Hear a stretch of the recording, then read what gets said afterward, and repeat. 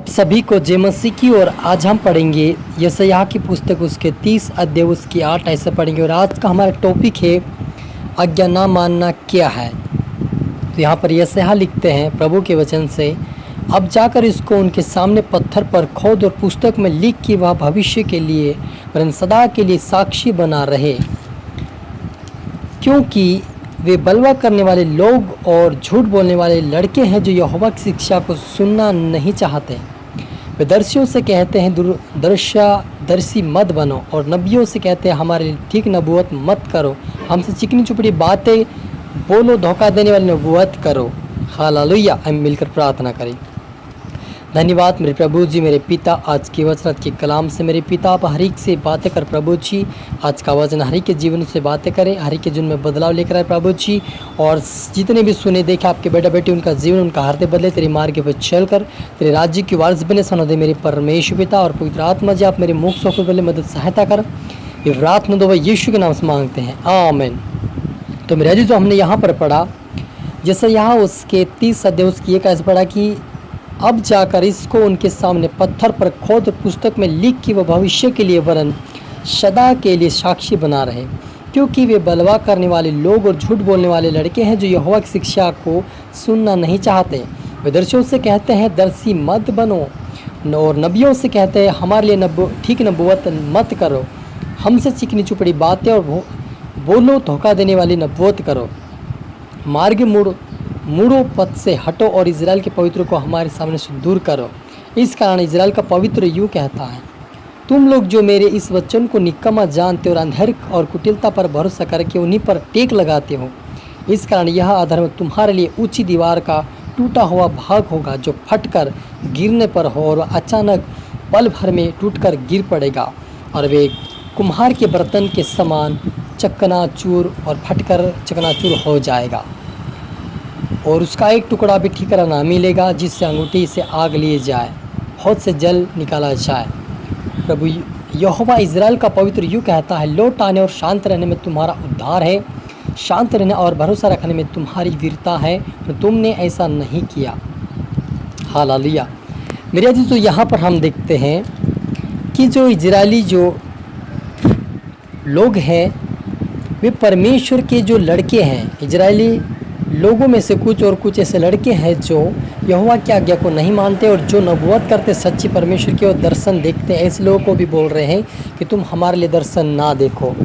क्या बोल रहे वो कि हमारे लिए दर्शन ना देखो, हमारे लिए नबूवत ना करो, ऐसी बातें बोलो जो हमारे लिए चिकनी चुपड़ी बातें हो। तो आज संसार में क्या हो रहा है मेरे जीजो, जितनी हंसी मजाक की जिस चर्च में चल रहा है, जिस भवन में चल रहा, उन बातों को सुनने के लिए सभी तैयार है, लेकिन सच्ची शिक्षा जब कोई देता है परमेश्वर का दास, उस चर्च को लोग छोड़ के चले जाते हैं। ऐसे पहले समय में भी ऐसा होता था, लोग जब चिकनी चुपड़ी बातें बोलते थे तब उनके ऊपर वो विश्वास करते थे और उस बात पे भरोसा करके वो अच्छा लगता था उनको। लेकिन जब सत्य कोई बोलता था उसके विरोध में खड़े होकर परमेश्वर का विरोध करते थे।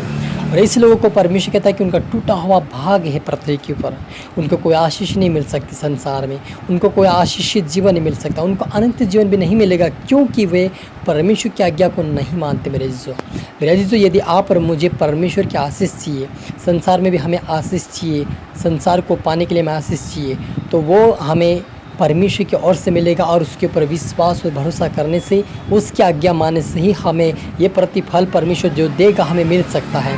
लेकिन यदि आप उसकी आज्ञाओं को नहीं मानेंगे और उसकी आज्ञा पर नहीं चलते हैं तो आपको कोई प्रतिफल नहीं मिलेगा, आपका टूटा हुआ भाग रहेगा और आपको कुछ भी नहीं मिलेगा। और वे कहता है कि तुम्हारे लौट आने और शांत रहने में तुम्हारा उद्धार है।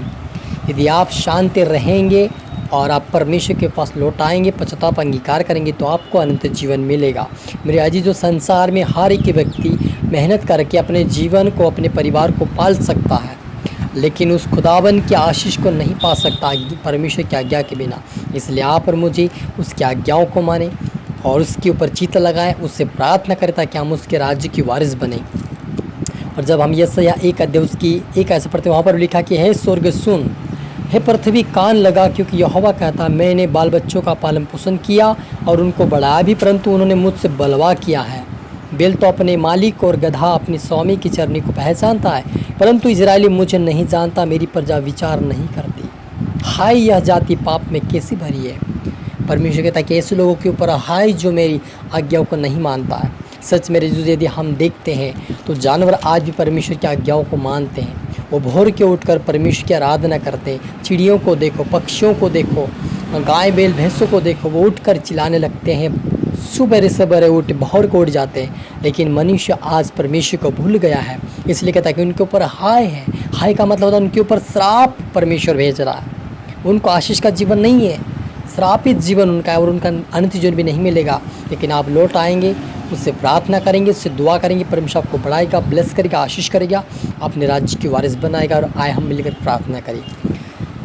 धन्यवाद मेरी सराहों की यवा रफ़ा यवा शालो मेरे पिता, आप बड़े में घटो मेरे पिता। आज के वचन के कलाम से मेरे पिता हम हर एक से बात है कि आपका थैंक्स प्रभु जी। जिस तरह आपके बेटा बेटी जो आज का वचन देखे सुने, उनके आत्मिक कान, आत्मिक जुबान, आत्मिक ज्ञान उनके बढ़ने पाए, आत्मीयता बढ़ने पाए, प्रार्थना वचन बढ़ने पाए, आपके धर्म के राज्य की खोज करने पाए, आपकी ओर लौटने पाए, इनके द्वारा इनका सर पर उद्धार पाए, आशीष पाए, तेरे राज्य की वारिस बने। सनद ईश्वरा सभी को ब्लेस आशीष के मेरे पिता। प्रार्थना सुना से धन्यवाद खुदावन। ये प्रार्थना दुआ यीशु तेरे मीठे नाम से मांगते हैं, आमीन। आप सभी को जय मसीह की और मेरी तरफ से गॉड ब्लेस यू।